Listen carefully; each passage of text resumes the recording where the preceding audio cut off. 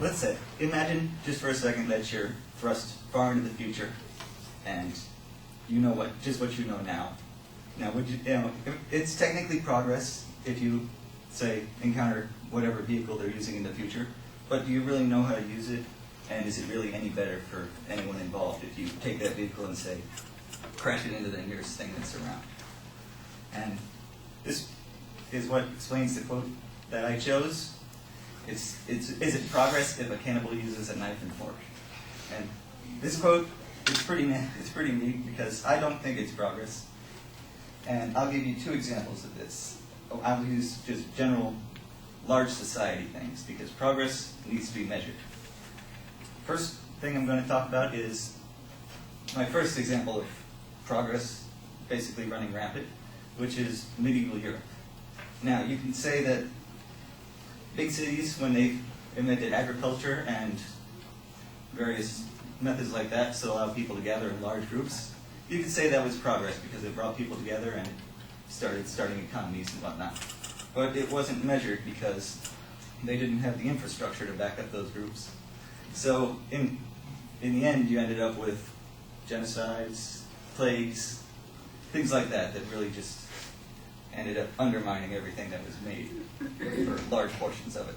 I mean, most of Europe was killed off in the Black Plague. And I wouldn't really call that progress unless working backwards.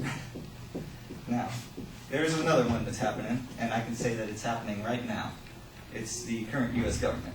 Now, you can say that they've made plenty of progress from the days of the Continental Congress and before the U.S. government had any power whatsoever.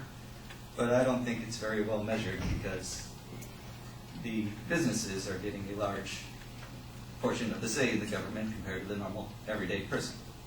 So how long is it before the government stops representing the people and starts representing the businesses that want to control the people? And for these various reasons, I can say that progress isn't progress unless you can back it up.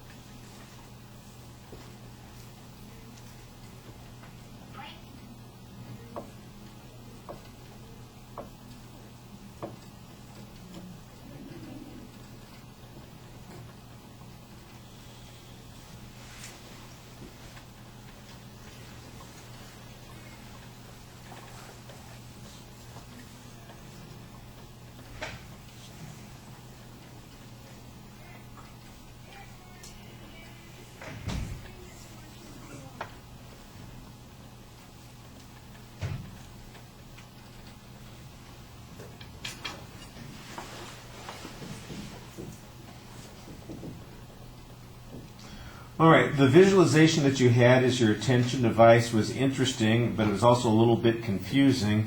I like the way that you finally tied it into the quote, however, and I thought that you had a very clear statement of your point of view at that particular point. There is a preview, a little bit of a preview. You tell us that you've got two examples that you're going to use to support the material. You don't really tell us what those examples are, but I know that there's going to be a structure, and in the body of the speech, you do that structure. It's pretty easy to follow. So you've got an example that you start with that felt a little bit pushed and rushed. It seemed like you had some historical references there, but didn't quite have the detail to fill it in, and so it felt a little bit like you're going in a circle. On the On the second point, you've got a more contemporary illustration, but it feels like it's conclusionary without giving us any of the backup that you obviously believe is true in this situation. Well, give us some illustrations of the things that you're talking about there, and I don't really get that. But it was nicely organized, and I thought that you had a couple of good ideas, and they both relate to the point that you're talking about, so you're on the right track there. Presentation issues, your voice is fine. I think the pacing is a little bit inconsistent. That might be one place where there's a little anxiety coming out. Also, your gestures are sometimes limited. You tend to have your thumbs hooked in your pockets, and when they're not, even though there's maybe an occasional gesture for emphasis, your hands do look a little bit awkward and not quite sure or purposeful what you're doing with them. Your facial expressions, you do look animated, although occasionally you have a worried expression on your face. Your eye contact with the audience, you do look at us. I think you're a little bit inconsistent about connecting with us, but that's something that you would develop a little bit more, I think, if you had more content. The place that most of your anxiety seems to come out is in your feet and your body positioning. Your feet are shuffling a lot. You kind of keep changing the angle of your body, but it doesn't seem to be purposeful connected to what you're talking about, but rather just sort of random. And like I said, I think that's where the anxiety is coming out for the most part.